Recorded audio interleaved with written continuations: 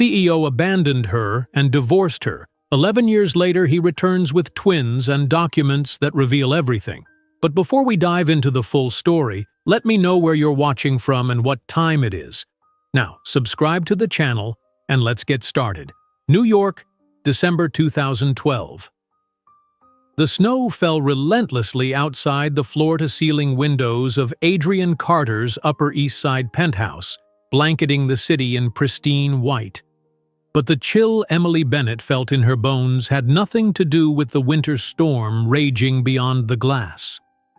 Emily stood motionless by the Italian marble dining table, watching her husband of 6 months stare at the positive pregnancy test as if it were contaminated with some deadly virus. At 24, the talented architect from South Carolina had believed she was living a fairy tale. Now, the expression on Adrian's face told a very different story. "Are you sure about this?" Adrian's voice sounded metallic, unfamiliar, nothing like the warm tones that had whispered, "I love you," in her ear just weeks ago. "Yes, I took 3 different tests." Emily smiled nervously, smoothing down her simple dress, still naive enough to believe that this news might strengthen a marriage that had begun showing subtle signs of strain. She had prepared everything perfectly for this moment. The penthouse glowed with candlelight, dinner waiting in the warming drawer, his favorite rosemary lamb chops.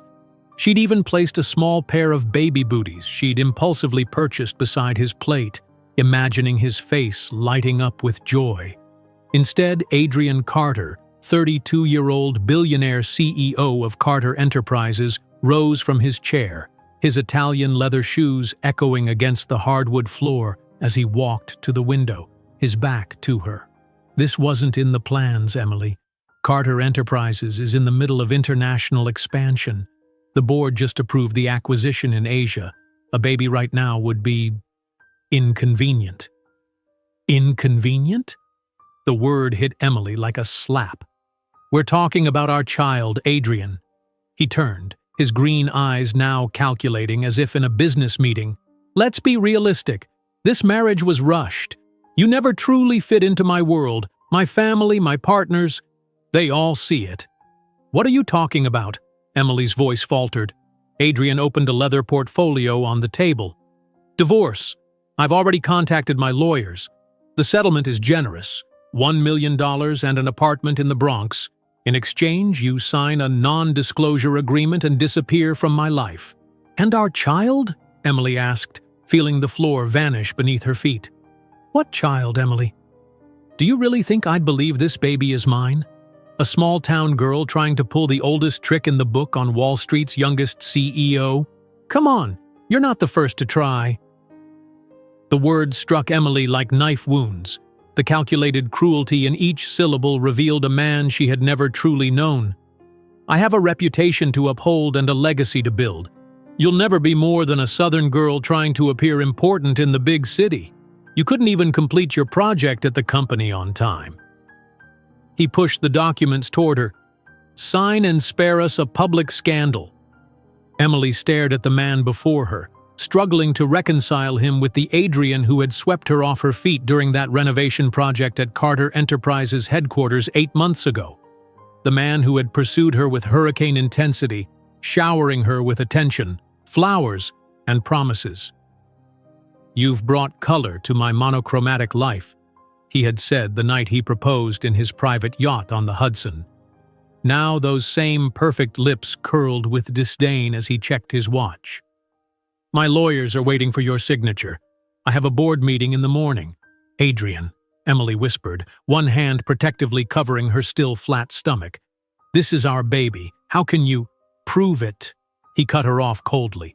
"The settlement includes provisions for DNA testing after birth. If, and this is a massive if, the child is mine, we can discuss appropriate support. Until then, I suggest you take the offer before it expires."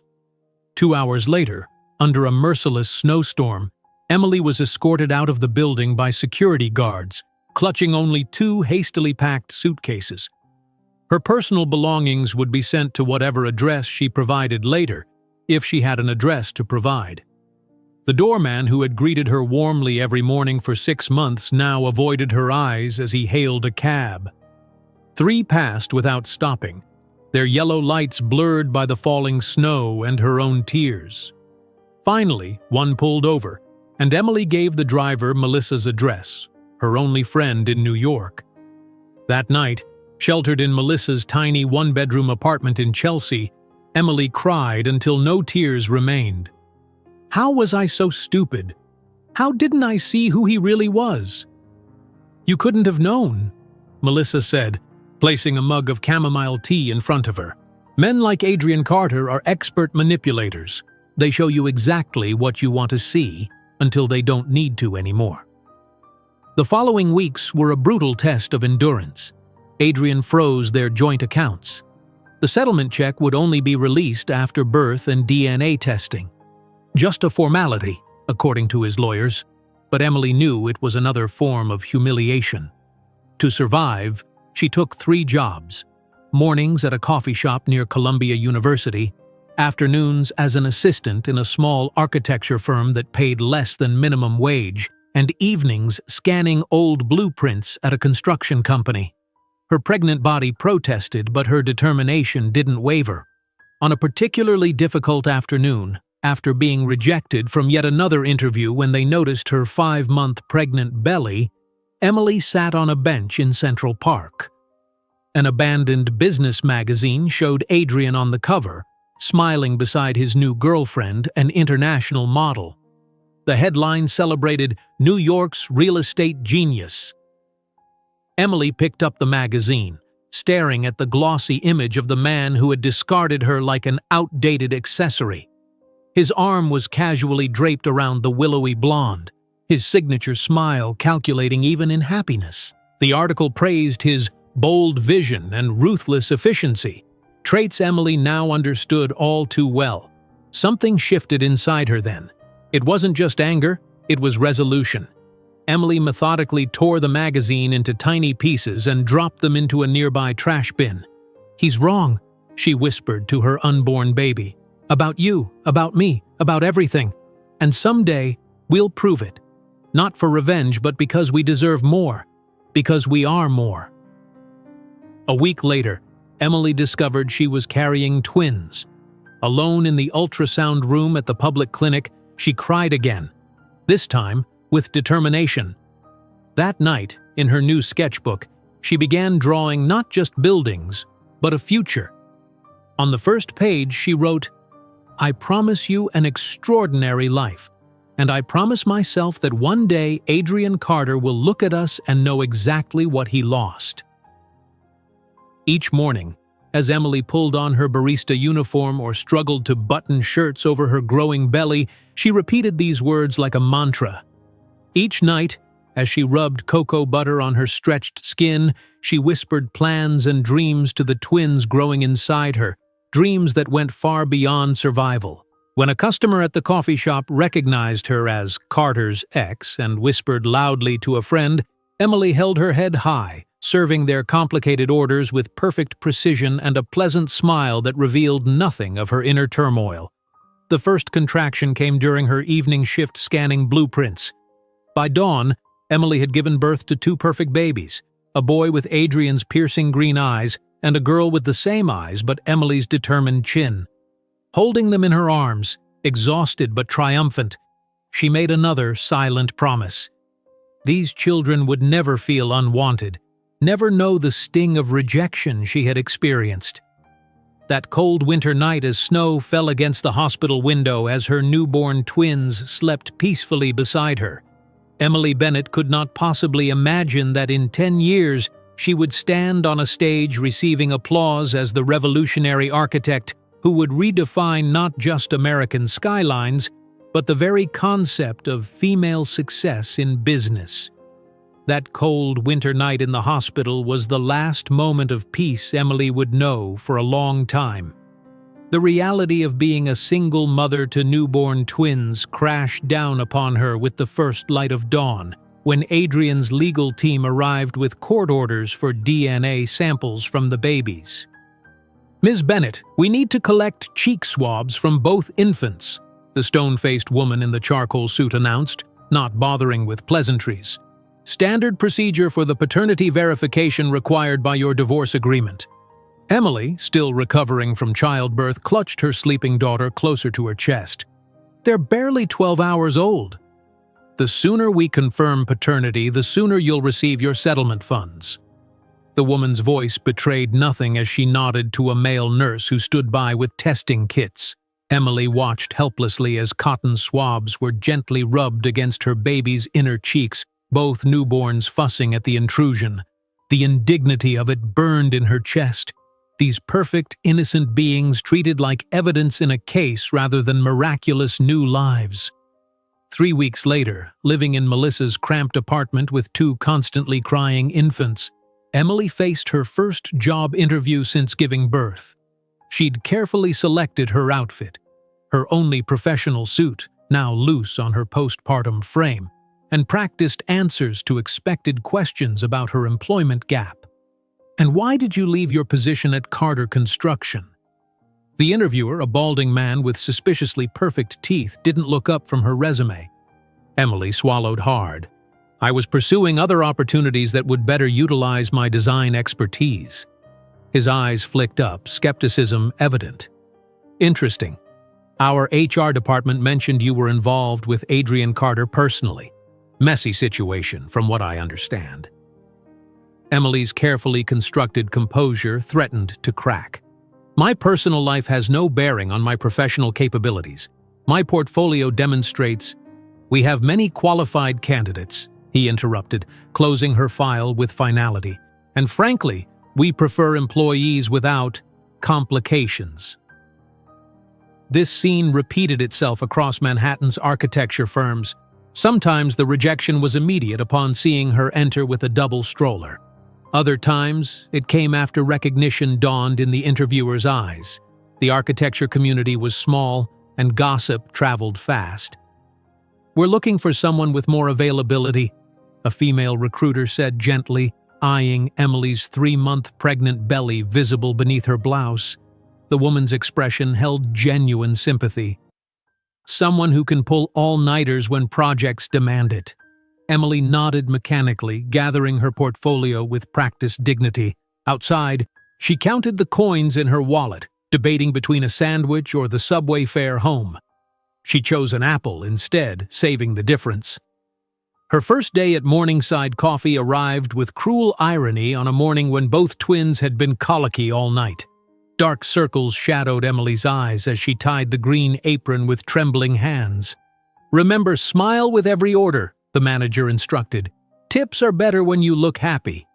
For 6 hours, Emily served complicated coffee orders to Columbia students and professors, many younger than her 24 years, her architecture degree now seemingly worthless.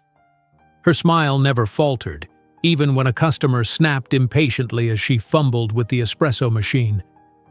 That afternoon, she started at a small architecture firm in Queens, filing drawings and making coffee for actual architects.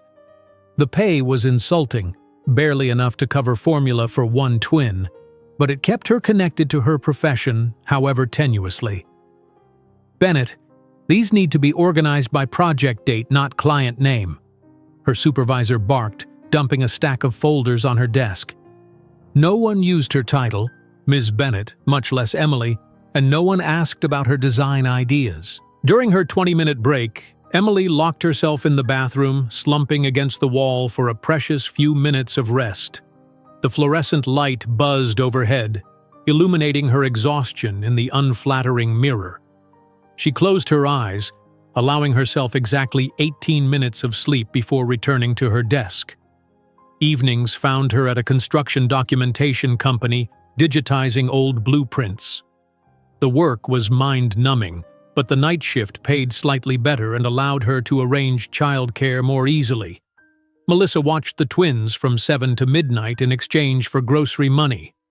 "Your eyes are going to fall out if you keep staring at that screen," her elderly co-worker commented one night, noticing Emily rubbing her temples. "I'm fine," Emily replied automatically, shifting in the uncomfortable chair to accommodate her growing belly. At 5 months pregnant, She felt the weight of her twins pressing against her spine, but refused to complain.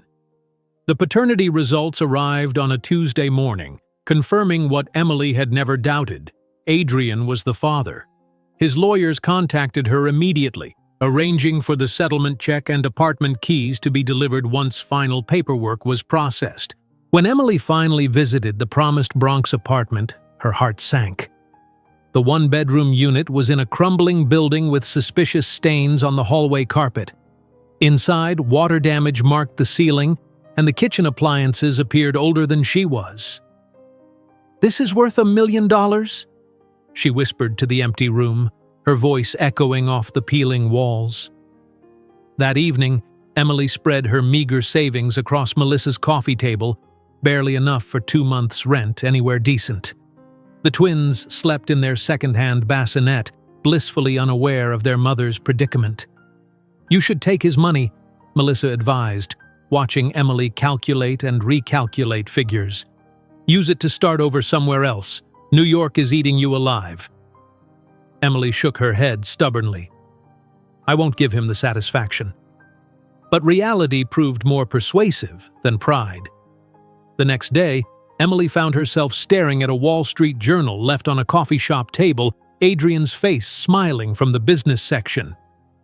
"Carter Enterprises expands to Singapore," the headline proclaimed, alongside a photo of him with his arm around the same model from before, now identified as his fiancée. Something in Emily broke and reformed in that moment. She carefully tore out the article, folded it, and placed it in her wallet behind her children's hospital bracelets. Her public health clinic appointment the following week brought unexpected news. "Congratulations, you're expecting twins," the doctor announced, pointing to the ultrasound screen where 2 distinct heartbeats pulsed. Emily stared at the ceiling, a strange laugh escaping her lips. "How am I going to care for 2 babies alone?" The doctor's expression softened. "You'd be surprised at what mothers can do when they have to." That night, lying awake on Melissa's pull-out couch, Emily found the torn check from Adrian's preliminary divorce settlement in her purse. She traced its edges, remembering his cruel dismissal. "You never passably of a Southern girl trying to appear important in the big city." In the park the next day, pushing a borrowed stroller during her lunch break, Emily watched happy families enjoying the spring sunshine. Couples pushed toddlers on swings, fathers carried children on shoulders, mothers laughed freely, scenes from a life that had been snatched from her. Tears slid silently down her cheeks as she caressed her growing belly. With her next paycheck, Emily made an unexpected purchase. Not formula or diapers, but a hardcover sketchbook and quality pencils. At Melissa's questioning look, she simply said, "Investment." Late that night, after her shift ended and the twins were finally asleep, Emily opened the blank book. Under the dim light of a desk lamp, her hands remembered their purpose, sketching not the conventional luxury buildings she'd been trained to design, but innovative, sustainable community spaces. Buildings that could transform lives. Night after night, Emily added to her portfolio. While her body grew more exhausted, her mind came alive with possibilities. Affordable housing with integrated green spaces, community centers built from reclaimed materials, mixed-use developments that fostered connection rather than isolation. On the first page of her sketchbook, she wrote a promise in careful script. "I promise you an extraordinary life. And I promise myself that one day, Adrian Carter will look at us and know exactly what he lost." As Emily's pregnancy progressed, her determination hardened. When both the coffee shop and architecture firm reduced her hours upon seeing her unmistakable twin pregnancy, she took on transcription work she could do from Melissa's apartment. "You need to rest," Melissa insisted, finding Emily hunched over her laptop at 3 in the morning. "I need to survive," Emily countered, rubbing her lower back but continuing to type. The preliminary divorce settlement check remained untorn in her wallet, a last resort she wasn't yet desperate enough to use. Pride and determination kept her working triple shifts until her 8th month, when her doctor ordered bed rest.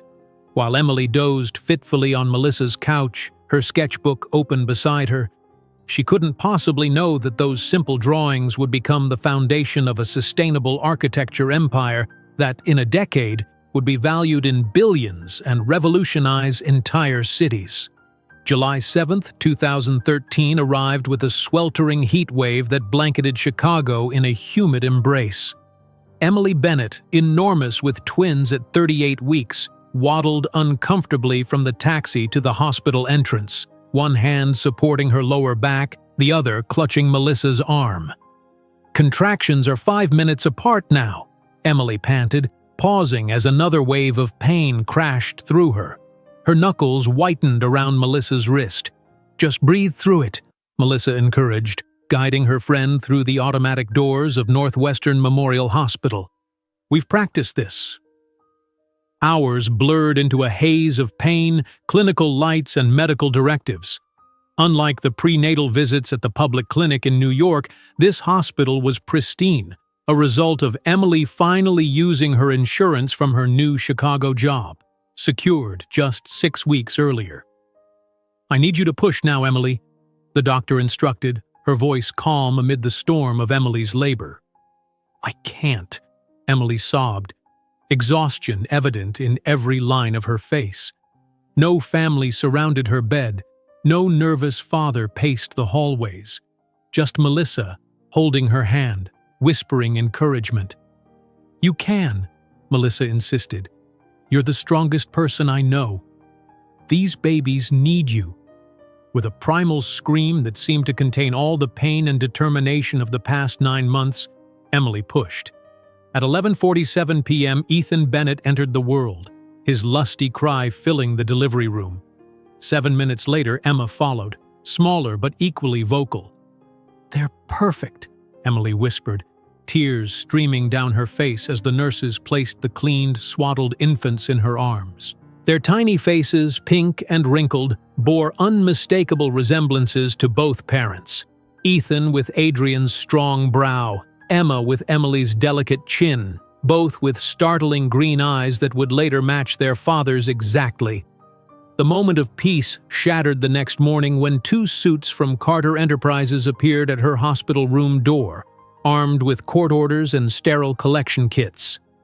"Ms. Bennett," the older man began without preamble, "we're here to collect DNA samples as stipulated in your divorce agreement." Emily, still sore from childbirth, clutched her sleeping daughter closer. "They're not even 24 hours old." "The sooner we verify paternity, the sooner the financial arrangements can be processed," the woman beside him stated clinically, as if discussing shipping paperwork rather than newborn babies. Emily watched, heart aching as they swabbed the insides of her children's cheeks, both twins waking and crying at the invasion. When they'd finished, the man handed her a business card. "Results should be available in 2 weeks. The firm will contact you."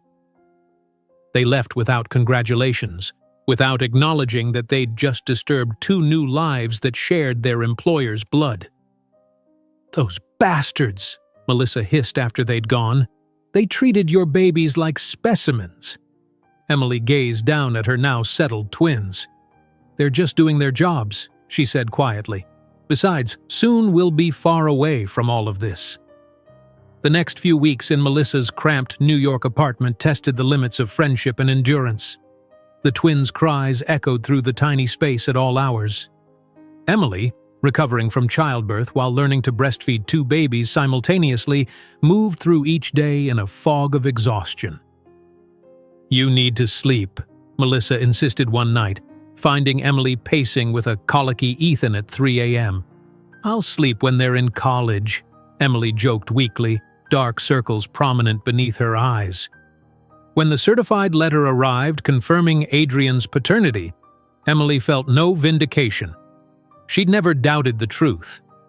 What followed was a flurry of legal documentation: the finalized divorce papers, property transfer for the Bronx apartment, and the settlement check for $1 million. Emily stared at the check for a long time, remembering Adrian's cutting words. "You never passably of a Southern girl trying to appear important in the big city." The zeros seemed to mock her now. Was this the price of her dignity? Of her children's birthright? The Bronx apartment proved worse than expected upon proper inspection. Black mold crept along bathroom tiles, and the single-bedroom window overlooked a garbage-strewn alley. Emily took one look at the space and made her decision. That evening, she connected via Skype with Professor Margaret Winters, her former mentor from architecture school. "Emily?" The older woman's face brightened on the screen. "How are those beautiful babies?" "Growing daily," Emily smiled tiredly. "Margaret, I've been thinking about your offer." Months earlier, Professor Winters had mentioned an opening at her small Chicago architecture firm. Entry-level modest pay, but with flexible hours for a new mother. At the time, Emily had been determined to make it in New York, to prove something to herself, and perhaps to Adrian. "The position is still available," Margaret confirmed. "Chicago's cost of living is lower than New York. You could make a fresh start." Emily glanced at her sleeping twins in their second-hand bassinet. "That's exactly what we need." 2 weeks later, Emily stood in Melissa's apartment, surrounded by the few possessions she'd decided to keep, her architecture books, the twins' clothes and essentials, and her sketchbook full of dreams. "Are you sure about this?" Melissa asked, helping Emily pack the last suitcase. Emily nodded, bouncing Emma gently while Ethan slept in his carrier. "Chicago is the architectural capital of America. If I'm going to rebuild my career, that's where I need to be." The hardest decision came next. With 2 infants and a cross-country move, Emily finally deposited Adrian's settlement check. "This isn't a gift," she whispered to her sleeping children. "It's an investment in your future." The bus journey to Chicago with 3-month-old twins tested Emily's organizational skills and patience. Fellow passengers alternated between irritation at occasional crying and offers of help with diaper changes. Emily accepted neither the criticism nor the assistance with equal grace. "Your babies are beautiful," an elderly woman commented as they crossed into Illinois. "They have their mother's determination in their eyes." Emily smiled, looking down at Ethan's alert gaze. "And their father's intelligence, I think, for better or worse." Chicago greeted them with unseasonable warmth for October. The apartment Emily had secured sight unseen was small but clean, located in a developing neighborhood where her money would stretch further. Large windows provided natural light, perfect for drawing, and the building had laundry facilities in the basement, a luxury after months at Melissa's. "It's not much," Emily told the twins as she toured them around the 1-bedroom space, "but it's ours. No more couches, no more temporary." She set up the portable cribs beside her bed and created a workspace at the kitchen table. A wooden door salvaged from a construction dumpster laid across 2 sawhorses. Here, each night after the twins slept, she would continue developing her portfolio. Professor Winters welcomed Emily to the small architecture firm with a warm hug and practical assistance. "We've set up a private area where you can nurse between projects," she explained, showing Emily a screened corner with a comfortable chair. Emily's eyes welled with gratitude. "I don't know how to thank you." "By proving me right about your talent," Margaret replied simply. The rhythm of their new life took shape. Emily would arrive at the office by 8 a.m. with both twins, work until 3 p.m. with breaks for feeding and changing, then return home for an afternoon of developmental activities Margaret insisted were crucial. "Read to them every day," the older woman advised. "Their brains are forming connections constantly." At night, after tiny baths in the kitchen sink and bedtime stories, Emily would spread her drawings across her makeshift desk. Her vision for sustainable community spaces grew more refined with each passing week. That first Christmas in Chicago arrived with a snowstorm that transformed the city into a winter wonderland. Emily created a makeshift Christmas tree from green construction paper taped to the wall, decorated with silver stars cut from the foil of yogurt lids. "Next year will be better," she promised, placing 2 small wrapped packages beneath the paper tree. Soft blocks for Ethan, a plush elephant for Emma. That night, as the twins slept peacefully in their cribs, Emily finally allowed herself to open the letter that had arrived from Adrian's lawyers that morning. Inside was a terse note informing her that Mr. Carter had fulfilled all legal obligations regarding the divorce settlement and would require no further communication unless circumstances substantially changed. Emily placed the letter in a folder marked Past and turned instead to her sketchbook. The future, her children's future, would be built by her hands, alone. As she made her final bank transfer, dividing Adrian's settlement money between education funds for the twins and a strategic investment account for her future business plans, Emily couldn't know that this single million, cultivated with her intelligence and relentless work ethic, would someday blossom into an empire that would purchase portions of Adrian's own company. Emily's strategic investment of Adrian's settlement money marked her first deliberate step toward independence, but as winter melted into spring and then summer in Chicago, the true foundation of her future took shape not in financial portfolios, but in the small moments of determination that filled her days. Chicago, early 2015. The morning ritual at Emily's modest apartment had become a carefully choreographed dance. At 5:30, she would rise, shower, and prepare breakfast before the twins stirred. By 6:15, 2-year-old Emma would call out from her crib, her brother Ethan typically waking moments later. Bottles, diapers, tiny outfits, Emily moved through the routine with practiced efficiency, multitasking as she reviewed client emails on her phone propped against the toaster. "Mama, shoes?" Emma demanded one Tuesday morning, pointing to her red sneakers while clutching a stuffed elephant that had become her constant companion. "In a minute, sweetheart. Let me get Ethan's shirt on first." Emily buttoned her son's overalls while mentally reviewing her presentation for that afternoon's client meeting. The daycare drop-off was always the hardest part. Today, Emma clung to Emily's leg, big tears spilling from her green eyes so like her father's that sometimes Emily's breath caught when her daughter looked up at her. "Don't want to stay," Emma sobbed, while Ethan stood solemnly by the classroom door, his expression serious beyond his years. Emily knelt down, wiping Emma's tears with her thumb.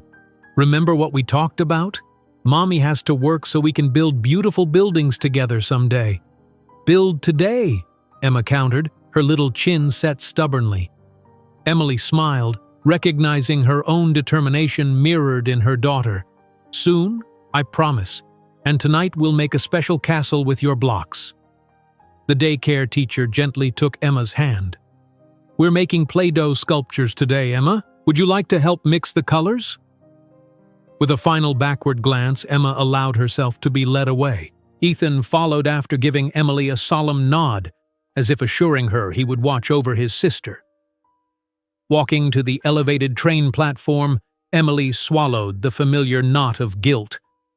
2 years into their Chicago life, she had established a stable routine, but moments like these, leaving her children to pursue her career, still tested her resolve. At Professor Winter's firm, Emily had graduated from basic drafting to project coordination, yet she remained frustratingly underutilized. This became painfully clear during the morning staff meeting when she presented her ideas for a municipal library renovation. "These community engagement spaces are cute," remarked Thomas, a senior architect in his 50s, "but impractical from a budget perspective. Clients want efficiency, not social experiments." Emily watched her carefully rendered sketches being passed over with barely a glance. Thomas's dismissive "cute" echoed Adrian's cruel words from years ago. "Actually," Emily ventured, "studies show that libraries with integrated community spaces see higher usage rates and better funding renewal. I've compiled data from similar projects in Minneapolis and Seattle that demonstrate cost-effectiveness over a 5-year period." The table fell silent. Emily rarely spoke up in meetings, and never to challenge senior staff. "Well," Thomas cleared his throat, "we'll take it under advisement. Now, for the hospital expansion project." After the meeting, Professor Winters caught Emily's arm. That was good work, Emily. Don't let Thomas discourage you. He's been designing the same building for 30 years. Emily smiled gratefully at her mentor. Thank you, Margaret. Sometimes I wonder if I'll ever get to build something that matters. You will, Margaret assured her. But speaking of building, the city just announced a revitalization project for that abandoned industrial area in the South Side. Might be worth looking into. That evening, after tucking the twins into bed with stories and kisses, Emily researched the South Side project on her laptop. The city was accepting proposals for transforming a 6-block area of abandoned warehouses and vacant lots into usable community space. Most developers would see only risk in the economically challenged neighborhood, but Emily saw possibility. Night after night, while her children slept, Emily developed her concept. She called it Community Confluence, a radical reimagining of urban space that integrated affordable housing, green areas, small business incubators, and community services. She used colored pencils bought on sale to bring her vision to life, the twins occasionally sleeping on the sofa beside her desk when they refused to settle in their beds. "This is impractical idealism," Thomas declared when Emily finally gathered the courage to share her concept at work. "The city wants something safe and proven. This is architectural social work." "Perhaps that's exactly what the area needs," Emily countered, her voice steady despite her racing heart. "Architecture should improve lives, not just occupy space." That night, Emily called Margaret. "I want to pursue this project independently. I know the firm won't back it, but I believe in it." "It's risky," Margaret cautioned. "The selection committee favors established firms with deep pockets. Then I'll have to convince them that vision matters more than pedigree." The next morning, Emily visited the site alone. The 6 blocks of urban decay might have depressed others, but standing amid crumbling brick and weed-choked concrete, Emily saw only potential. She sketched rapidly, noting sun patterns, existing structures worth salvaging, natural pathways where people had created shortcuts through abandoned lots. A local resident approached, eyeing her professionally dressed figure with suspicion. "You from the city?" "No, I'm an architect. I'm designing a proposal for this area's revitalization." The man snorted. "Heard that before. Nothing ever changes here." "This time it will," Emily promised, surprising herself with her certainty. "This neighborhood deserves better." Over the next weeks, Emily split her time between her day job and developing her proposal. She spoke with community members, researched materials that were both sustainable and affordable, and created detailed models on her kitchen table, often with help from tiny fingers that added unexpected elements she sometimes incorporated. When she finally presented her concept to Margaret, her mentor studied the plans in silence for several minutes. "This is extraordinary, Emily. It's not just buildings. It's a vision for transforming lives." "Will the city see it that way?" "I know someone on the selection committee," Margaret replied. "I can get you a meeting, but after that it's all you." The meeting at City Hall was intimidating. Emily, in her one professional suit, sat across from 6 officials who'd seen countless development proposals. "Ms. Bennett," began Councilwoman Rodriguez, "your concept is certainly innovative, but we have concerns about feasibility. You're proposing community-based construction, sustainable materials, and integrated social services, all on a limited budget." Emily took a deep breath. "Innovation often looks impossible until it's done. I'm not just proposing buildings. I'm proposing a new approach to urban space that treats residents as stakeholders, not afterthoughts." "And you believe you can deliver this vision within budget and timeline constraints?" asked a skeptical city planner. "I stake my professional reputation on it," Emily replied, though she knew she was building that reputation with this very proposal. After 2 hours of detailed questions, Councilwoman Rodriguez leaned forward. "Ms. Bennett, you have 6 months and a minimal budget. Don't disappoint us." The words were skeptical, but Emily recognized what they represented: her chance. The next morning, Emily stood again at the South Side site, this time with preliminary approval papers in hand. Rain drizzled lightly, soaking through her thin jacket, but she barely noticed. This neglected corner of Chicago would become her canvas, her statement, her proof that architecture could transform lives. She hired local residents as her first crew members, teaching basic construction skills to people who'd been told they had none. Her site office was a converted shipping container with a leak in one corner that she patched herself. At night, she negotiated with suppliers while the twins slept in portable cribs she'd set up in the makeshift office for late evenings. The first major crisis came when material deliveries were delayed and costs threatened to exceed estimates. At 2 a.m, Emily renegotiated with suppliers, leveraging relationships she'd built and offering design services in exchange for price concessions. On weekend mornings, she would bring Ethan and Emma to the site, fitting them with tiny hard hats she'd special ordered. "See what Mommy is building?" she'd explain, walking them through the evolving space. "We're making homes where families can be safe, gardens where children can play, shops where people can work." "We help?" Ethan would ask seriously, examining the emerging structures with analytical eyes that reminded Emily so much of Adrian it sometimes hurt. "You already are helping," she would assure him. "You're my inspiration." One rainy afternoon, as Emily directed the installation of recycled wooden beams, a construction worker questioned her authority.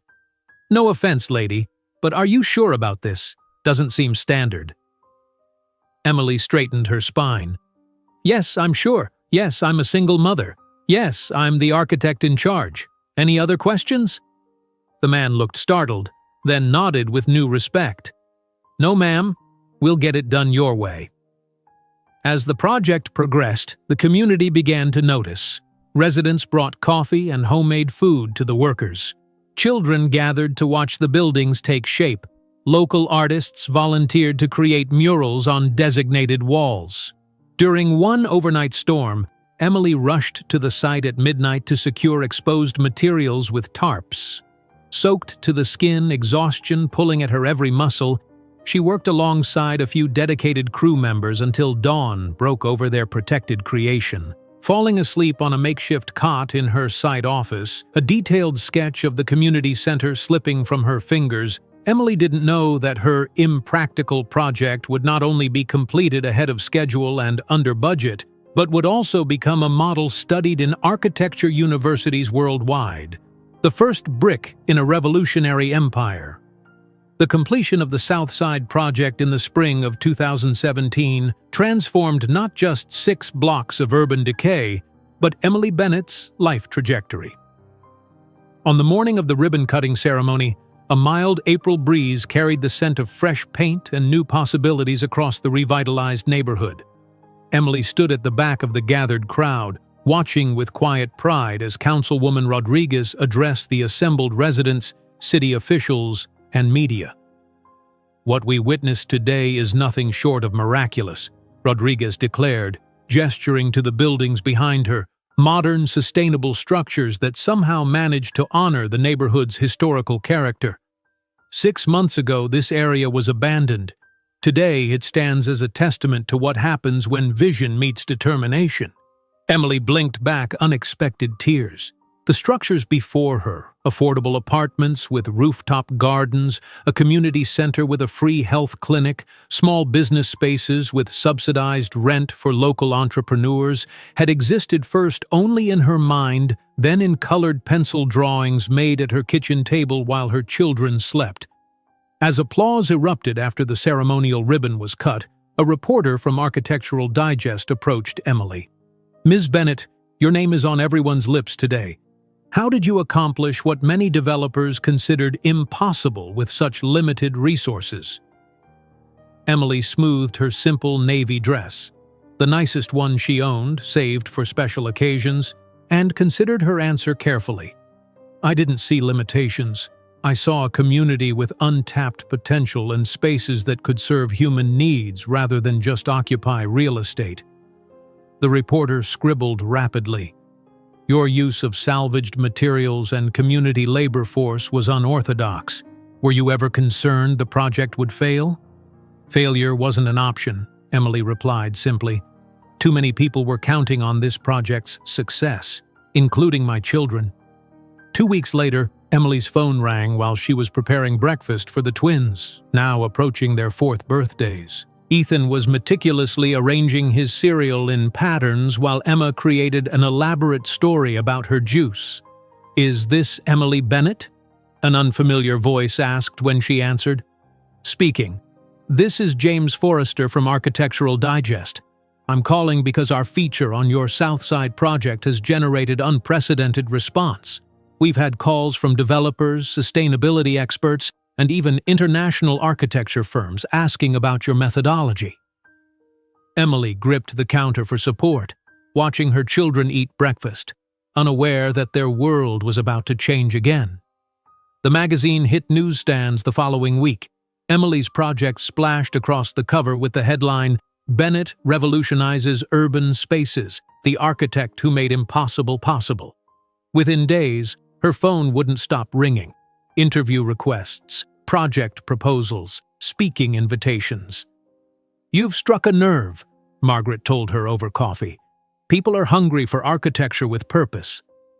Emily nodded, thinking of the families now living in spaces she had designed, children playing in the community garden that had once been a vacant lot strewn with broken glass. "I want to do more of this, not just one project. I want to change how urban spaces are conceived." "Then start your own firm," Margaret said simply. "You've outgrown us, Emily. We both know it." The following morning, Emily sat nervously in the sterile waiting area of Chicago Community Bank, a portfolio of her work balanced on her lap, her business plan tucked inside. "Ms. Bennett," the loan officer called, gesturing her into a small office. "I'd like to apply for a business loan," Emily began, her voice steadier than she felt.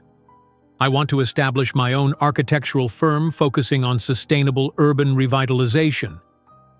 The loan officer, a middle-aged man with skeptical eyes, scanned her application. "You're requesting $150,000. That's substantial for a first-time entrepreneur." "The Southside project demonstrates my capability," Emily replied, sliding across her portfolio. "And my business plan projects profitability within 18 months. After an hour of detailed questions, the loan officer closed his folder. "We'll need to review this with the committee, but preliminary approval looks promising.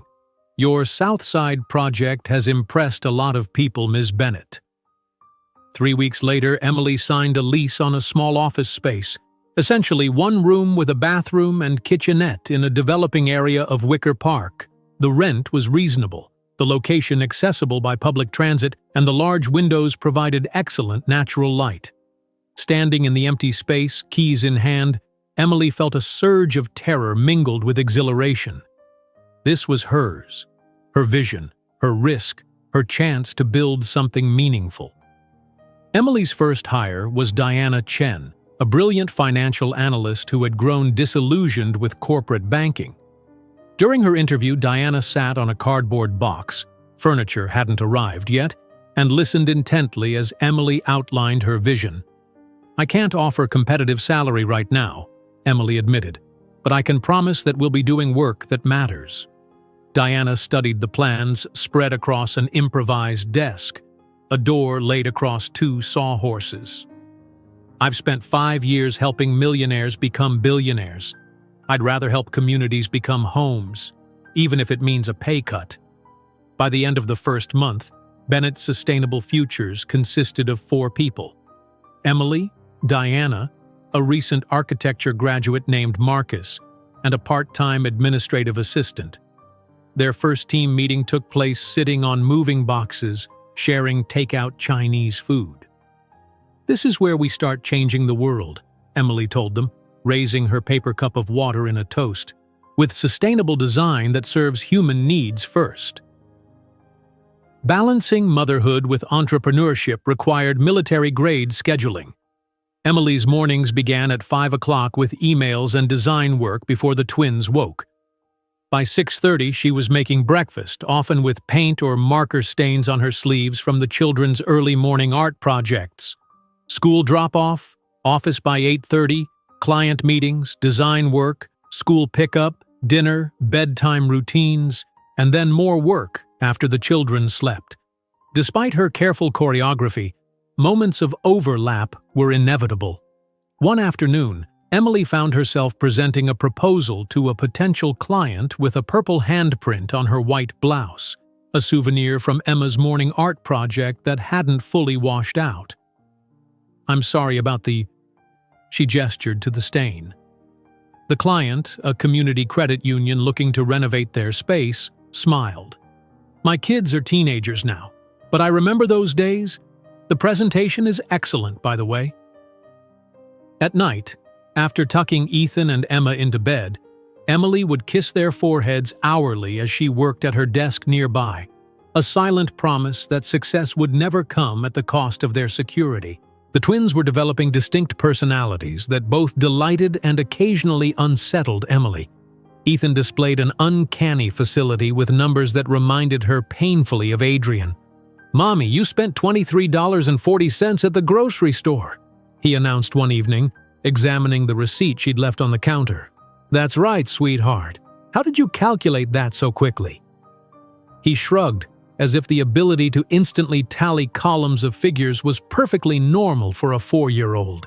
"It's easy, the numbers talk to each other." Emma, meanwhile, filled pages with colorful drawings of buildings and spaces.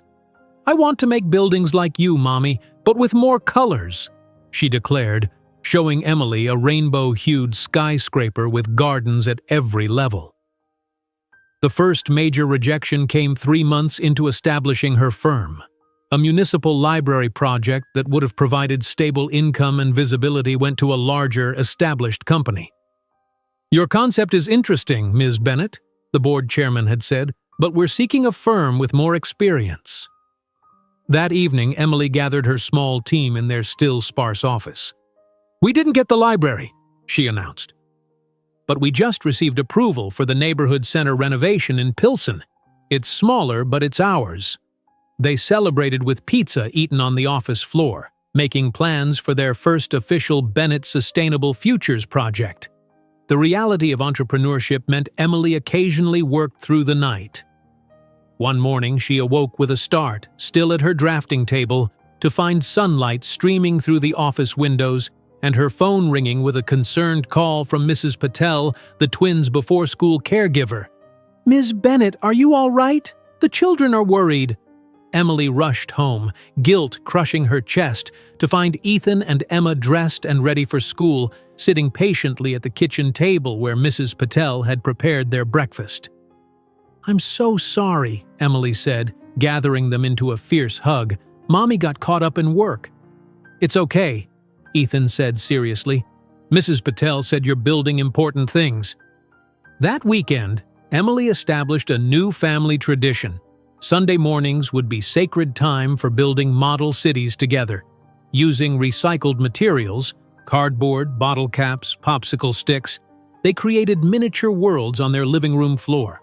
"This is our hospital," Emma explained, pointing to a shoebox covered in green paper. "And here's a garden on the roof where sick people can feel better. And this is a bridge that connects the school to the park," Ethan added, demonstrating with a ruler laid across 2 stacks of books. Emily watched her children create their imaginary city, her heart swelling with pride and purpose.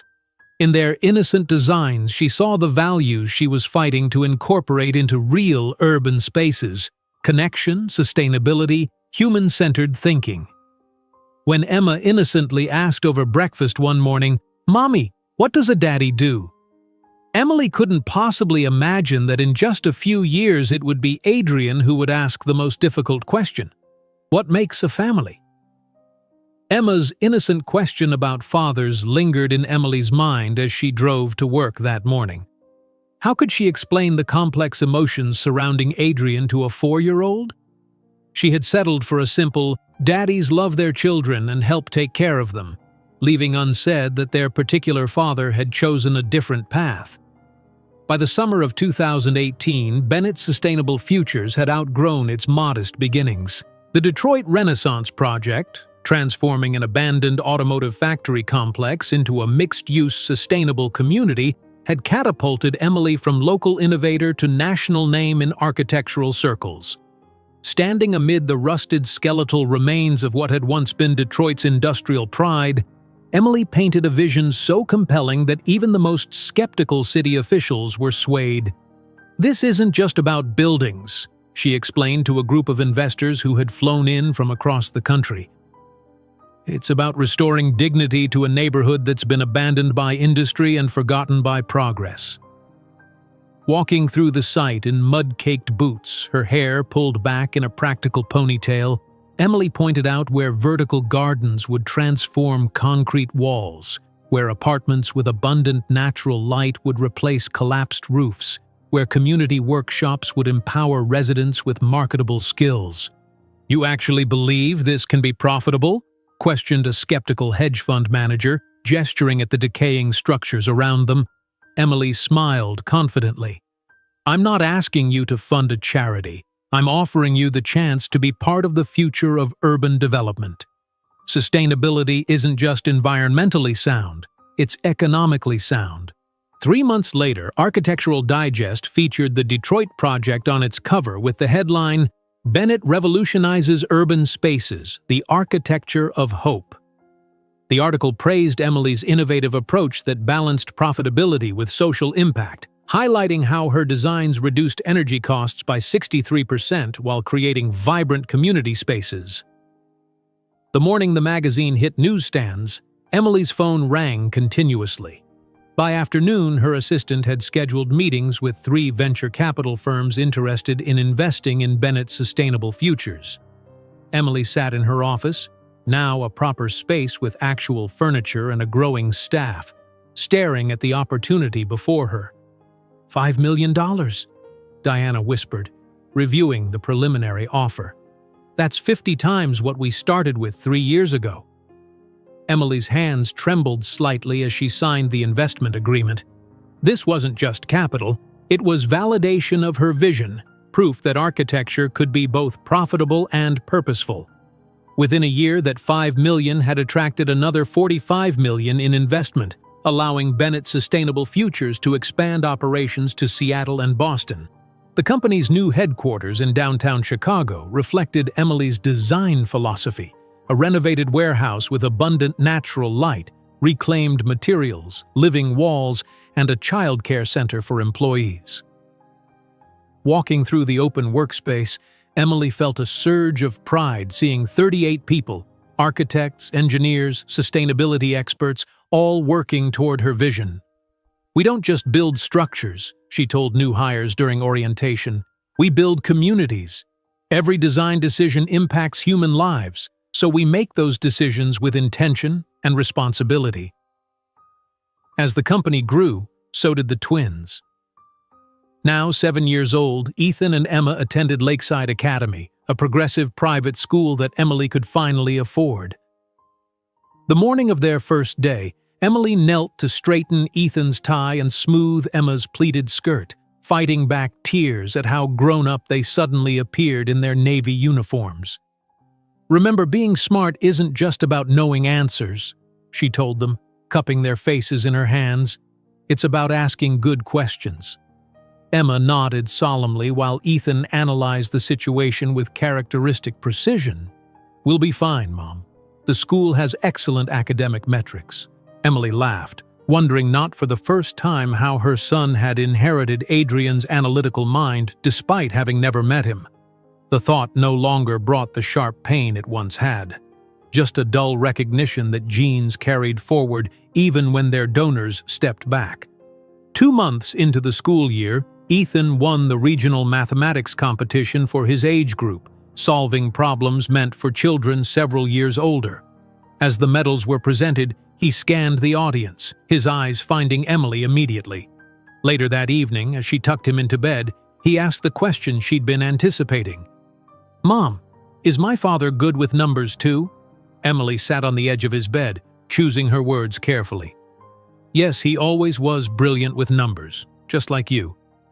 "Do I look like him?" "You have his eyes," she answered honestly, and his mind for patterns and systems. Ethan seemed satisfied with this connection to the mysterious figure who occupied the blank space in their family photos. The opening of Bennett Sustainable Futures' Seattle office coincided with Emma's 7th birthday. Rather than postpone the trip, Emily brought both children with her, turning the business necessity into a family adventure. As she cut the ceremonial ribbon, Ethan and Emma stood proudly at her side, mini ambassadors of their mother's growing empire. Back in Chicago, Emily's life became an intricate balance of expanding business demands and unwavering commitment to her children. Most evenings found her at the dining table, reviewing contracts while helping with homework, or sketching preliminary designs while overseeing bath time. Victoria, a capable and warm-hearted personal assistant, became indispensable in maintaining this delicate equilibrium. The Milan Sustainable Architecture Conference called again, Victoria reported one morning. They're offering to adjust the schedule so you can deliver the keynote on Friday instead of Wednesday. Emily glanced at her calendar where Emma's school play was prominently marked on Wednesday afternoon.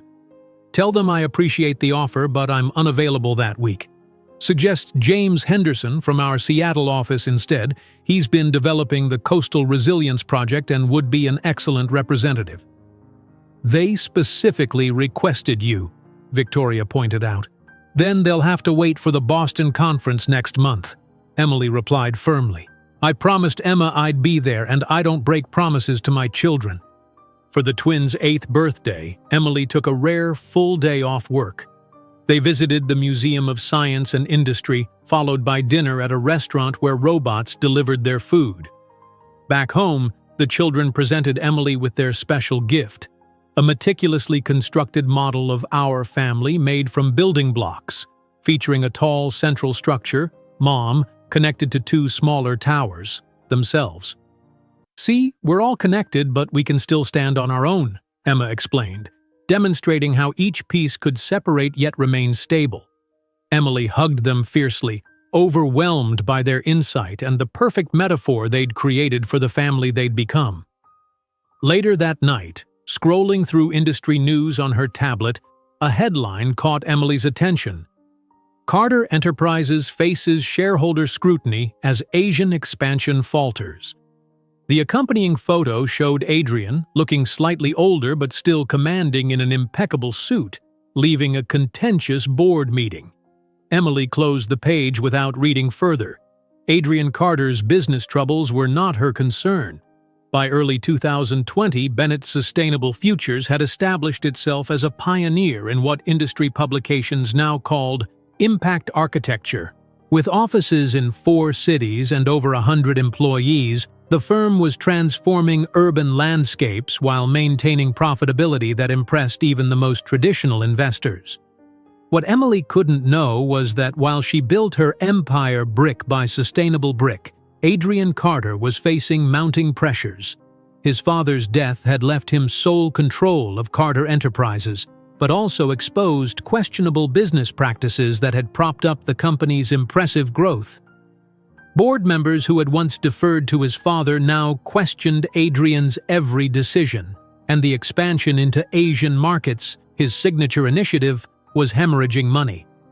In his Manhattan penthouse, Adrian reviewed the latest financial reports with growing concern.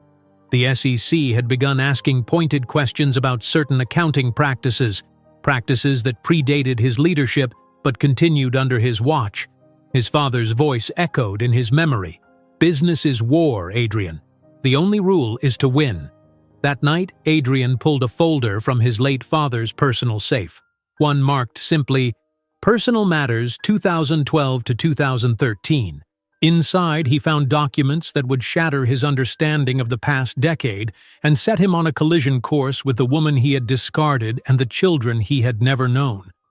While Emily celebrated another milestone with her children, Adrian Carter received the news that would shake his world. His father had manipulated the DNA tests a decade ago. Adrian stared at the contents of the folder marked Personal Matters 2012 to 2013, his hands trembling slightly as the implications dawned on him. Inside were emails between his father and the laboratory that had processed the twins' DNA tests, explicit instructions to falsify the results, and substantial payments to ensure cooperation. Also included were surveillance photos of Emily in the months following their separation. Emily struggling through snow with grocery bags. Emily working at the coffee shop. Emily visibly pregnant waiting at a bus stop. The folder slipped from Adrian's grasp, papers scattering across his father's mahogany desk. His chest tightened as the truth crystallized. His father had orchestrated the entire separation, convinced that Emily was beneath their station and would dilute the Carter bloodline. The board members mentioned in the emails had supported the deception, viewing Emily as a distraction from Adrian's corporate responsibilities. "Sir?" His assistant knocked tentatively on the office door. "Your 4 o'clock with the SEC representatives is waiting." Adrian nodded mechanically, gathering the explosive documents and locking them in his briefcase. The SEC investigation that had been consuming his days suddenly seemed trivial compared to the revelation that he had abandoned his own children based on a deliberate lie.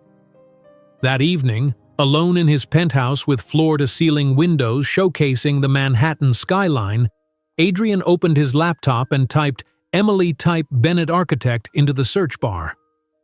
The results stunned him. Article after article praised the visionary founder of Bennett Sustainable Futures. A Forbes profile called her the woman who is rebuilding America.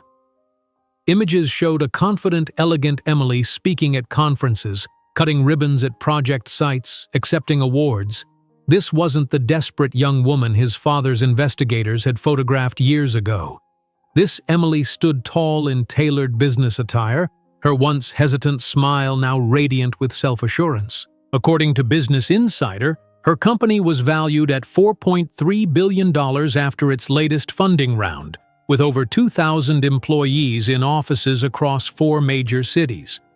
Adrian's throat tightened as he clicked on a video of Emily delivering a TED Talk titled "Architecture as Social Justice." Her voice, stronger and more authoritative than he remembered, filled his silent apartment. Buildings aren't just structures. They're statements about who and what we value as a society. With growing desperation, Adrian searched for information about the children. His children. He found it on the website of Lakeside Academy, featuring a news item about the school's mathematics competition. There, in a group photo of triumphant young scholars, stood a boy whose face hit Adrian like a physical blow. Ethan Bennett, according to the caption, had the same intense green eyes that Adrian saw in his mirror every morning, the same serious set to his mouth. Another search led him to a children's art exhibition, where Emma Bennett had received recognition for her architectural model of a floating city for rising sea levels. The photograph showed a girl with Emily's delicate features but unmistakably Carter eyes, proudly standing beside her creation. "They're 10 years old now," Adrian whispered to his empty living room, calculating the years that had passed since he'd callously dismissed Emily from his life. The next morning, Adrian instructed his assistant to contact Bennett Sustainable Futures. "I need to speak with Emily Bennett. It's a personal matter." By afternoon, the response came back. "Ms. Bennett is unavailable for personal appointments. If this concerns a business matter, please contact our corporate office." Over the next weeks, Adrian made repeated attempts to reach Emily. Each was professionally deflected by her staff.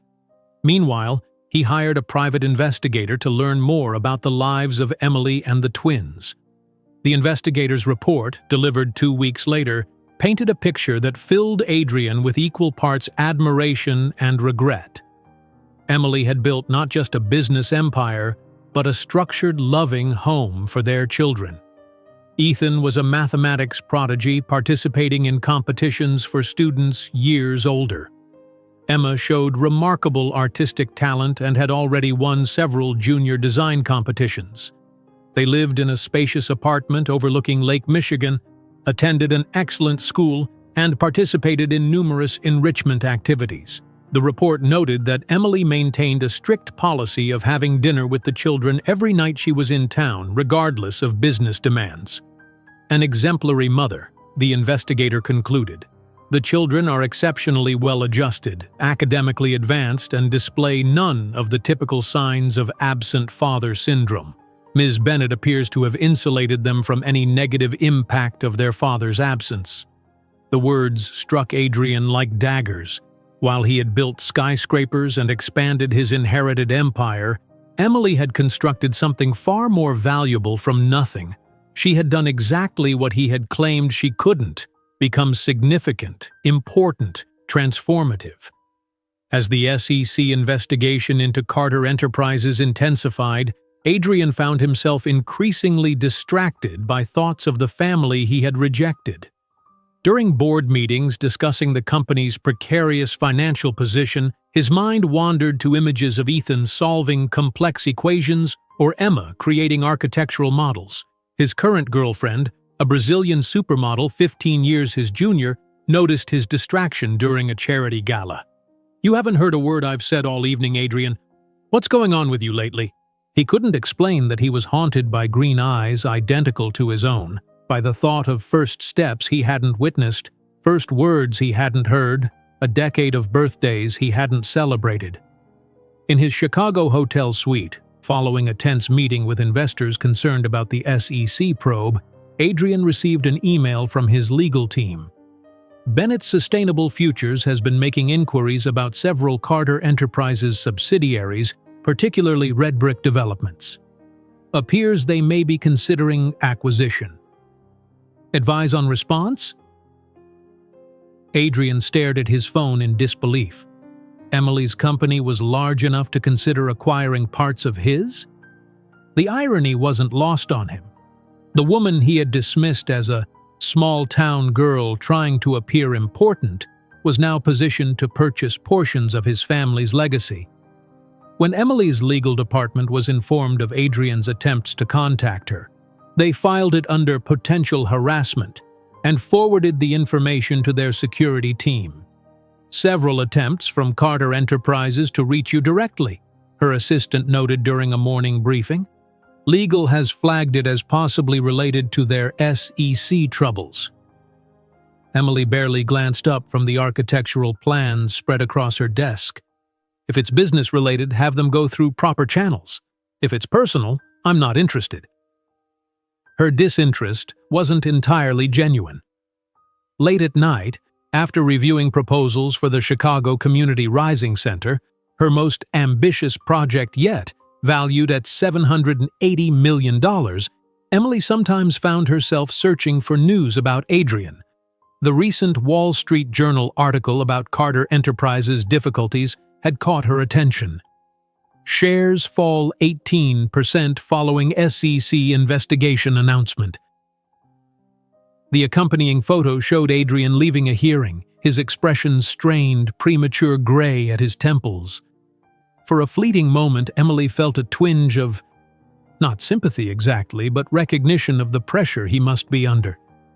The feeling passed quickly as she closed the browser and returned to her work that was transforming urban landscapes while his company struggled.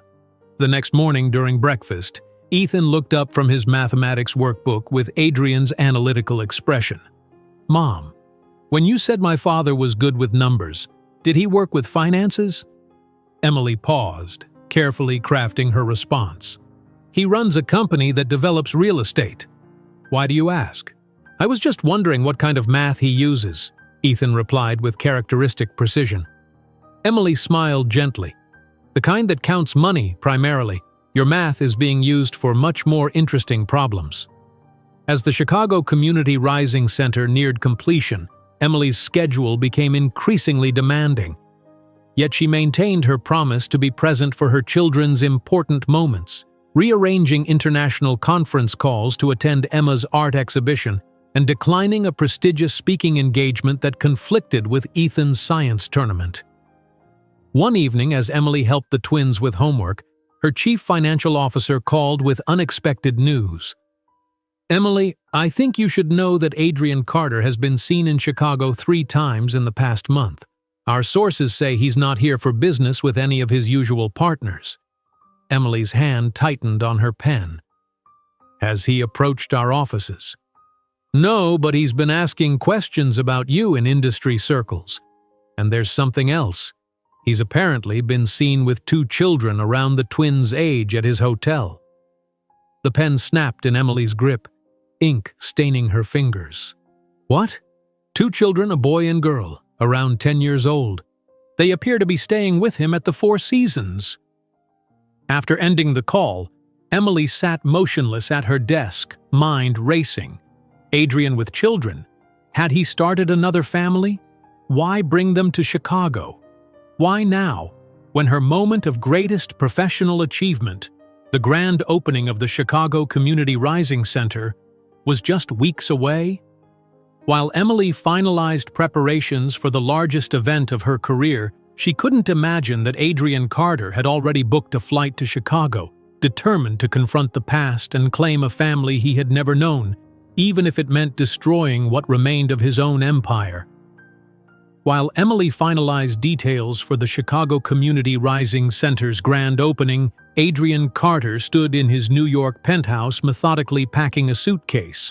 He carefully folded an expensive cashmere sweater before pausing to look at the photograph in his hand, a school portrait of Ethan and Emma Bennett he'd obtained from his investigator. Their green eyes, so like his own, stared back at him. Eyes that should have recognized him from birth, that should have looked to him for guidance and protection for the past decade. The bitter January wind whipped across Lake Michigan on the morning of the inauguration, but inside the gleaming Willis Tower, warmth and anticipation filled the air. Emily Bennett awoke at 5 in her lakefront apartment, reviewing final notes for her speech before the twins stirred. Every detail of the day had been planned with military precision. The morning press conference, the ribbon-cutting ceremony, the announcement of international expansion, and then, most importantly, Ethan and Emma's piano recital at 4. "Mom! Ethan's using my tablet again!" Emma's voice echoed through the apartment as Emily finished her second cup of coffee. In the kitchen, her 10-year-old twins argued over the last blueberry muffin while completing homework due next week. Emily smiled at the familiar scene, watching Ethan's methodical approach to dividing the muffin into mathematically precise halves. "You have exactly 10 minutes to finish breakfast and get your things," Emily announced, checking her Apple Watch. "Victoria will be here to take you to school and then to piano practice before the recital." "You'll be there, right?" Ethan looked up, hope evident in his expression. "I promise to play the piece perfectly this time."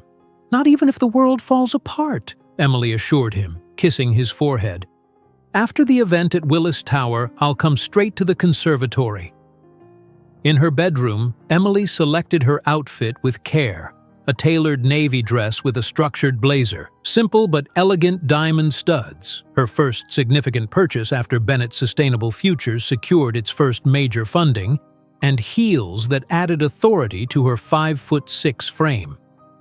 The woman in the mirror bore little resemblance to the devastated pregnant architect who had once been escorted from Adrian's building by security guards.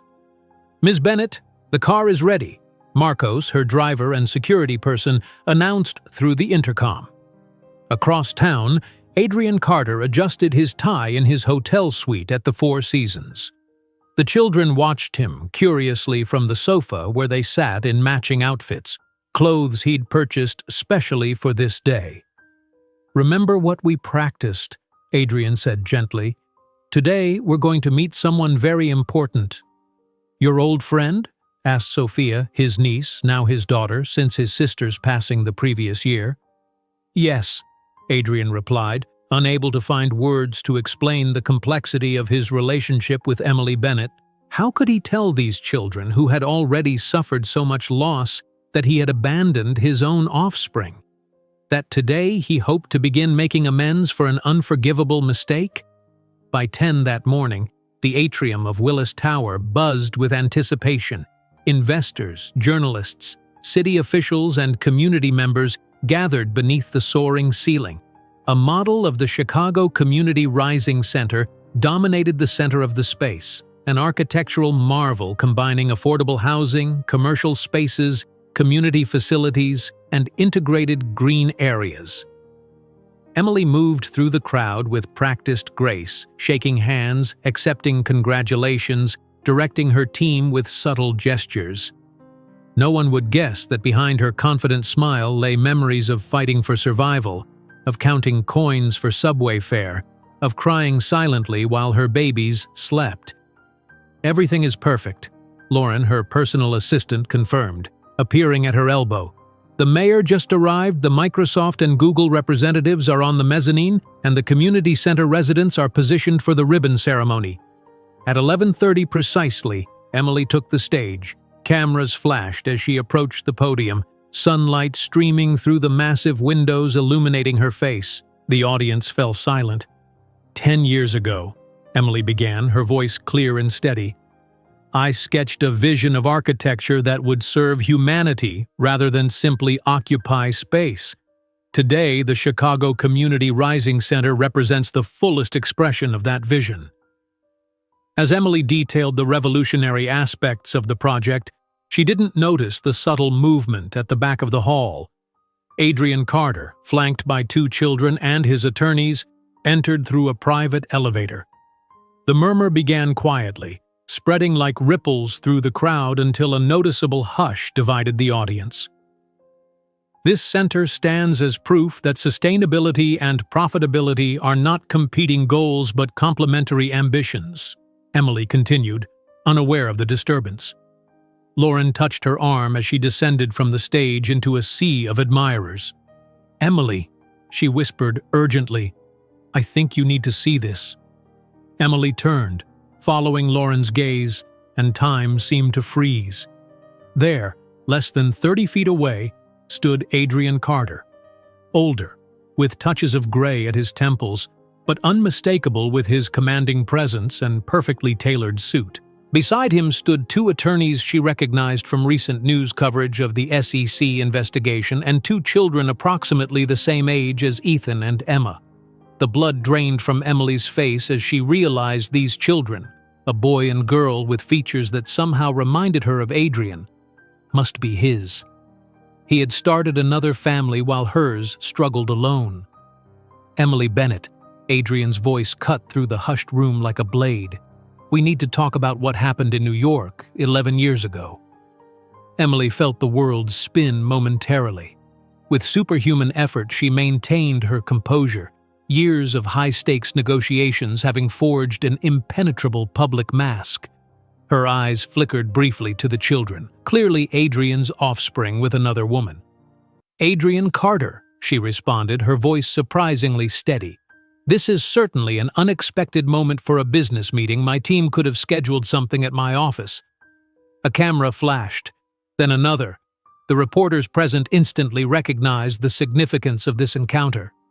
"This isn't about business," Adrian replied, stepping forward and raising an envelope bearing the seal of the New York State Family Court. "It's about them." He gestured toward the children at his side, who were studying Emily with evident curiosity. One of Emily's advisors quickly approached. "Ms. Bennett, we can move this to the private room on the mezzanine." Emily nodded, acutely aware of the cameras and curious onlookers. "This way, Mr. Carter." In the private elevator ascending to the mezzanine, silence hung heavy between them. The children beside Adrian examined Emily with scientific intensity. The boy had the same analytical gaze that Ethan displayed when confronting a mathematical problem. The girl tilted her head exactly as Emma did when evaluating a new person. When the elevator doors opened onto the elegant mezzanine, with its panoramic view of Chicago illuminated by the winter sun, Emily turned to confront the man who had destroyed her world and inadvertently propelled her to create a new one. "Let's get to the point, Adrian. Why are you here, and why did you bring your children to my project launch?" Adrian gestured, and his attorneys discreetly moved to the opposite corner of the room with the children, where refreshments had been arranged. "These aren't just my children, Emily," he said, his voice suddenly vulnerable. "They're our children." Emily felt as if the floor had vanished beneath her feet. "What are you talking about?"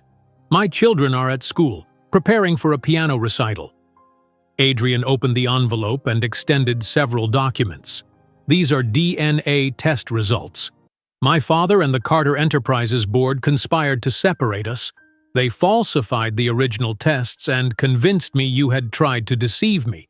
They threatened to destroy your career and harm the child if I didn't cut all ties." Emily took the documents with trembling hands, her mind rapidly processing the implications. "You're telling me you believed this? That you allowed your father to throw me out pregnant onto the streets of New York in the middle of winter because he showed you a piece of paper?" Adrian seemed to shrink under the weight of her words. "I was weak, dependent on his approval and the board's. When I discovered the truth 6 months ago after his death, I began investigating. Those children," he pointed to the boy and girl now looking out the panoramic window, "aren't your twins. They're my sister's children who passed away last year. I brought them because I wanted you to see that I've been a father to them, that I can be a father to our children too." Emily released a bitter laugh. "Our children are 10 years old, Adrian. 10 years without a father. 10 years during which you never questioned the tests, never sought to learn the truth. And now you appear at my moment of triumph thinking you can claim some kind of role in their lives?" The conversation was interrupted when the elevator doors opened again. Lauren entered, followed by Diana, the CFO, and Edward, the company's lead counsel. "Emily, sorry for the interruption," Diana said, deliberately ignoring Adrian. "But the acquisition announcement is scheduled in 20 minutes and the Red Brick representatives have just arrived." Adrian visibly paled. "Red Brick? You acquired Red Brick Developments?" Emily smiled, a smile that didn't reach her eyes. "Actually, Adrian, we acquired not just Red Brick but also East Shore Properties and Cartwell Management. Through a holding company I created with my first million, ironically, the divorce settlement money I finally accepted to give my children a better start in life." "But those are Carter Enterprises subsidiaries," Adrian stammered. Edward, the attorney, smoothly interjected, "Technically they were. Now they're part of the Bennett Holdings portfolio. And I should inform you that with these acquisitions, Bennett Sustainable Futures now controls approximately 23% of Carter Enterprises shares." Adrian's face lost all color. "That's impossible. You couldn't. We would have detected—" "The way you detected the SEC investigations into your tax practices?" Emily asked calmly. "Or the way you detected your own father falsifying DNA tests? You were always brilliant in business, Adrian, but blind to what truly matters." She stepped closer, her voice now low, for him alone. "The irony is that I never did this for revenge. I built my empire because I genuinely believe architecture can transform lives. I acquired your companies because they complement my vision of sustainable development. It wasn't personal, it was just business." The elevator doors opened again and 2 security guards entered, accompanying 2 children who made Emily freeze in place. "Mom!" Ethan exclaimed, running toward her. "Victoria said we could come see you before the recital because you had a surprise for us." Emma followed her brother but stopped abruptly upon seeing Adrian. Her green eyes, identical to his, widened in instinctive recognition. The silence that followed was deafening. While the elevator doors remained open, with her children now standing before their biological father for the first time, Emily couldn't possibly have anticipated that this confrontation would forever alter not just her carefully constructed life, but her understanding of justice, forgiveness, and family itself. Time seemed suspended in the mezzanine as 4 children, 2 sets of siblings, regarded each other with mirror-like curiosity. The genetic resemblance between Ethan and Adrian was so striking that several people in the room audibly gasped.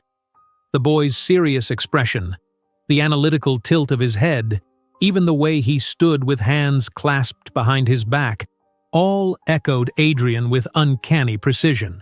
Victoria stood in the elevator doorway, her face a mask of horror as she realized what she had walked into. "Ms. Bennett, I'm so sorry. The children wanted to surprise you before the recital, and security said it would be fine to bring them up." Emily barely heard her, focused entirely on the electric tension filling the room. "Emma, always the more intuitive of the twins, stepped forward first, her eyes moving between Adrian and the two unfamiliar children with piercing intelligence.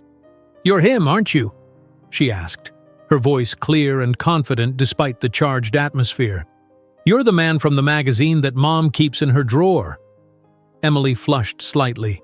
She had kept exactly one magazine featuring Adrian, the Wall Street Journal issue announcing his Asian expansion, not from sentimentality but as a reminder of how far she had come. Adrian sank slowly to one knee, bringing himself to eye level with Emma and Ethan, who had moved protectively closer to his sister. "Yes," he answered, his voice rough with emotion. "My name is Adrian Carter. You're our biological father," Ethan stated matter-of-factly, not a question but a conclusion reached through observation. The clinical term biological created distance, a subtle but unmistakable barrier. Adrian nodded, seemingly unable to find words. For perhaps the first time in his corporate life, the famously articulate CEO was speechless. Emily recovered her composure first, placing protective hands on her children's shoulders.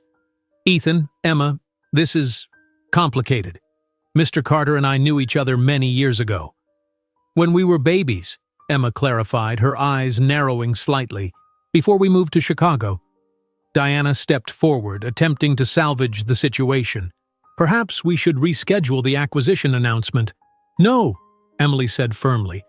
"The announcement proceeds as planned. Victoria, please take the children downstairs for ice cream while Mr. Carter and I have a brief conversation." "But we just got here," Emma protested. Ethan, ever observant, was studying the two children who stood awkwardly beside Adrian's attorneys. "Who are they?" he asked. Adrian straightened, placing gentle hands on his niece and nephew's shoulders. "This is Sophia and Michael. They're my sister's children. I've been taking care of them since she passed away last year." Ethan processed this information with visible calculation. "So they're our cousins?" The simple question landed like a bomb in the room. Family connections that should have existed for a decade were suddenly being mapped out by a 10-year-old boy who had never known his father. "Yes," Adrian answered softly. "They're your cousins." Emma, direct as always, addressed the fundamental question. "Why didn't you ever come see us?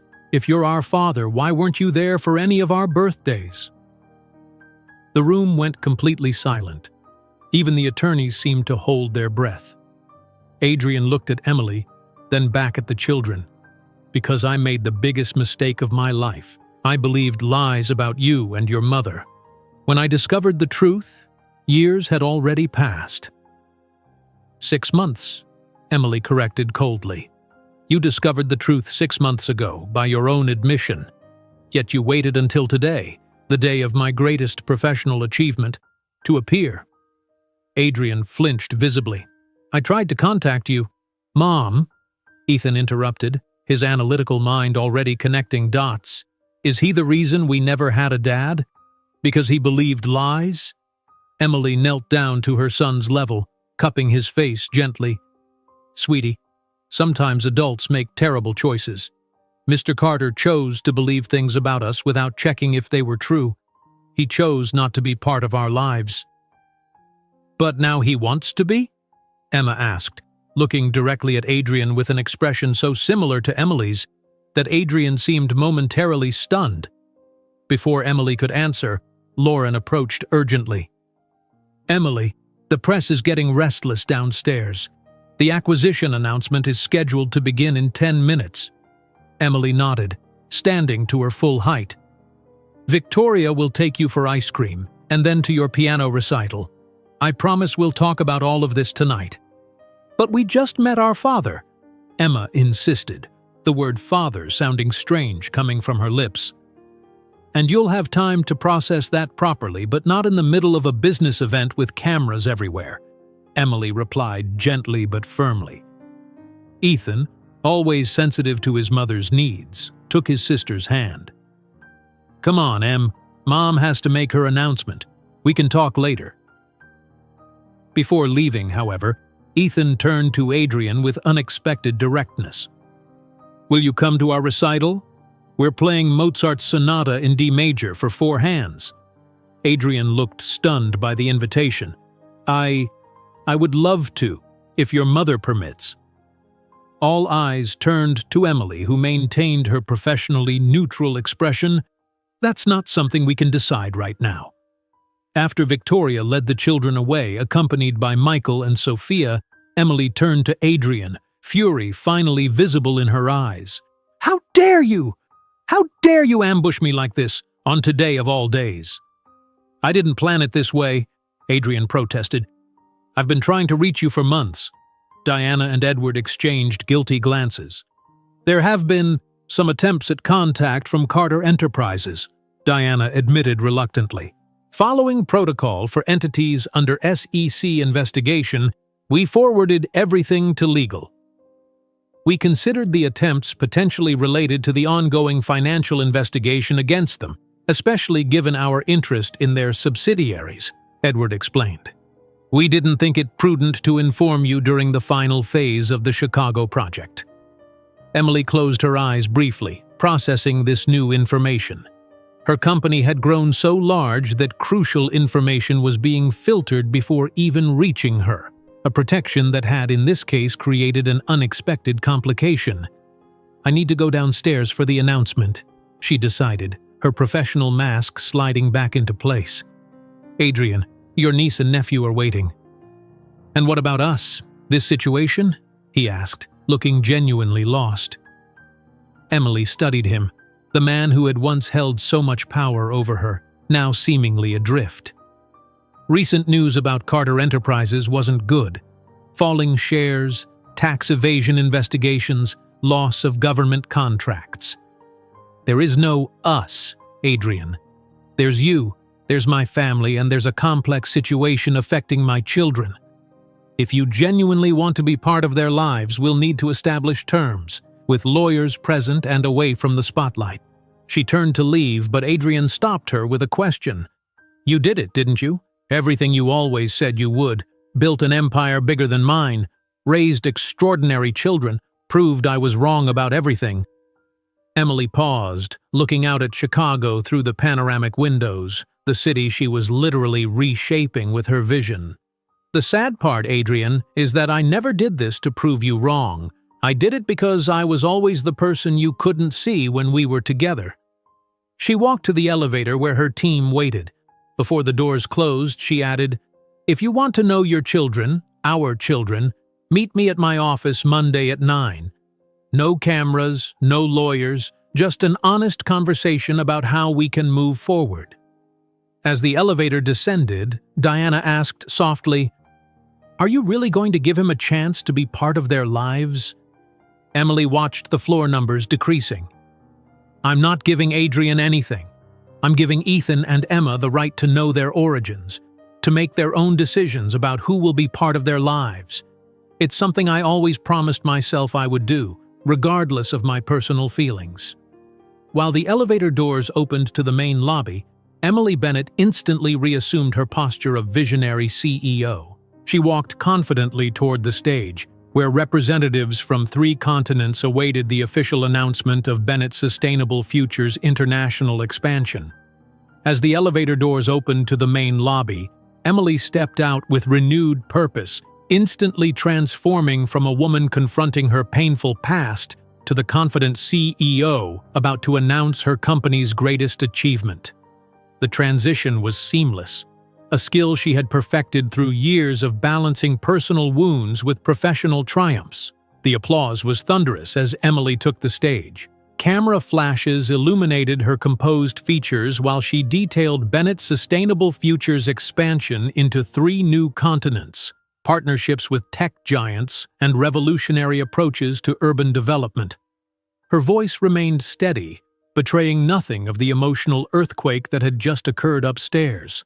Today marks not just the completion of the Chicago Community Rising Center, but the beginning of a global transformation in how we conceive, build, and inhabit our urban spaces, she concluded, smiling as share prices of her company ticked upward on the digital displays flanking the stage. Emily caught a glimpse of Adrian at the back of the hall, watching her with an unreadable expression. For a fleeting second, their eyes locked across the crowded room. She offered a small, professional nod, not as a wounded ex-wife or corporate rival, but as an equal who had forged her own path to greatness. 90 minutes later, Emily slipped away from the celebration, instructing her team to handle the remaining press inquiries. The Mozart Sonata in D major was scheduled to begin in 20 minutes, and nothing, not even the most significant announcement of her career, would make her break a promise to her children. The Chicago Conservatory of Music was only 15 minutes from Willis Tower, but traffic threatened to delay her. "Take Michigan Avenue instead," she instructed Marcos, her driver. "There's construction on the main route." Emily arrived with 5 minutes to spare, smoothing her navy dress as she slipped into the third row of the intimate recital hall. She scanned the audience, unsurprised yet still unsettled to see Adrian seated in the last row, his tall frame slightly hunched as if trying to remain inconspicuous. The lights dimmed, and 10 pairs of children stepped onto the stage in formal attire, Ethan and Emma among them. The twins moved with confidence to the grand piano at center stage, adjusted their bench in perfect synchronization, and positioned their hands above the keys. Emily felt her throat tighten with pride. The first notes of Mozart's sonata filled the hall, Ethan's precise technique complementing Emma's expressive interpretation. Their 4 hands moved across the keyboard with remarkable coordination, Ethan handling the technically demanding passages with mathematical precision while Emma infused the melody with emotional depth. Emily watched, transfixed, as her children performed flawlessly. These extraordinary, resilient beings were her true masterpiece, not the buildings that bore her company's name, not the billions in her investment portfolio, but these 2 souls who had begun their lives in such uncertainty. From her peripheral vision, Emily noticed Adrian wiping his eyes discreetly. The man who had once dismissed her pregnancy as inconvenient was now witnessing the full magnificence of what he had rejected. The justice of this moment wasn't lost on her, yet it brought less satisfaction than she might have expected years ago. When the final notes faded and applause erupted, the twins stood and bowed together, their eyes immediately finding Emily in the audience. She applauded vigorously, her smile radiant with maternal pride.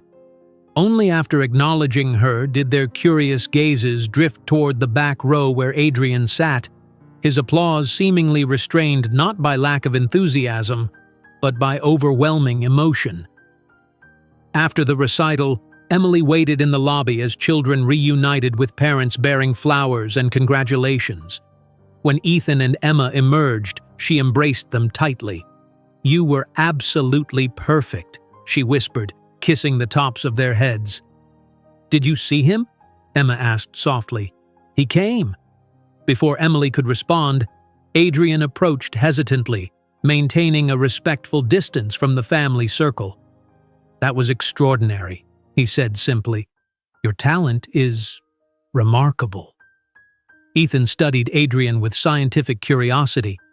"Did you play piano as a child?" "I did," Adrian nodded, "though never with such mastery at your age." An awkward silence followed, broken by Emma's direct question.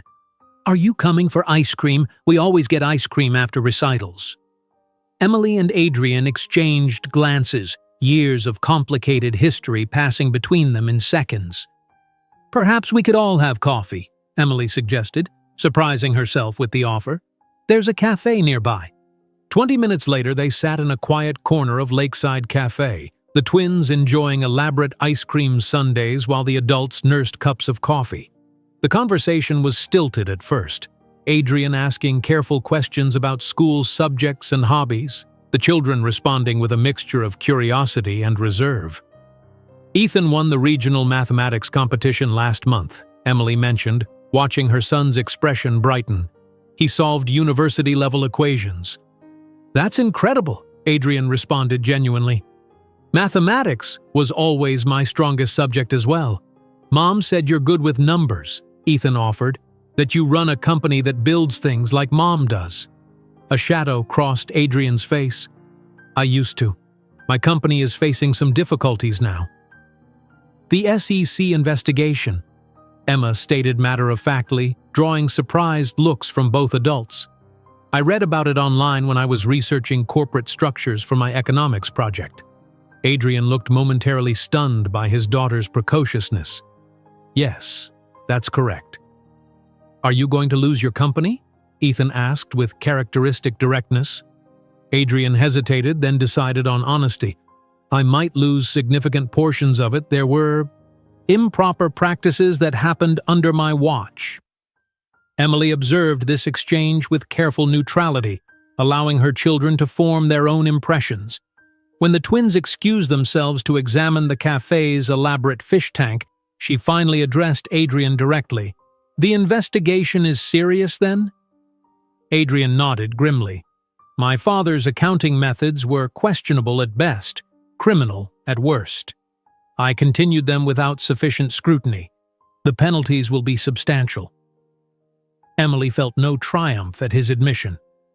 It was never about money, Adrian. It was about respect, dignity, and choices. I understand that now, he replied softly. Watching you today, your professional accomplishments, but more importantly, the incredible job you've done raising our children, I realize how catastrophically wrong I was about everything. Emily studied the man before her. The arrogant, calculating Adrian who had dismissed her from his life was nowhere visible in this humbled figure. Whether the transformation was genuine or born of desperation remained to be seen. What exactly do you want now? She asked directly. A chance, he answered simply. Not to disrupt their lives or yours, just to know them, to contribute something positive if possible. Emily considered his request, watching her children across the room. They deserved to make their own informed choices about their relationship with their biological father. We have an opening for a consulting position in our historical restoration division, she said unexpectedly. Your knowledge of older buildings in the Northeast would be valuable. Adrian looked genuinely confused. After everything, you'd offer me a job? I'm not doing this for you, Emily clarified. I'm doing it because Ethan and Emma deserve the opportunity to know their father if they wish to. A professional connection provides structure and boundaries for that process. As the twins returned to the table, Emily observed the tentative interaction that followed. Adrian listened intently as Ethan explained a mathematical theory he was exploring, his eyes brightening with recognition of his own thought patterns in his son. Emma showed Adrian sketches from her design portfolio, her animated descriptions revealing the passion for architecture she shared with her mother. While watching this cautious first meeting between her children and the man who had rejected them before birth, Emily realized that her greatest masterpiece wasn't the billion-dollar empire she had built, nor the revolutionary buildings transforming urban landscapes across continents, but her capacity to transform abandonment into strength, resentment into purpose, and to allow her children to write their own life blueprints, with or without the father who had finally acknowledged them. If you enjoyed today's video, I'm sure you'll love the next one. Don't waste time. Just click on the screen.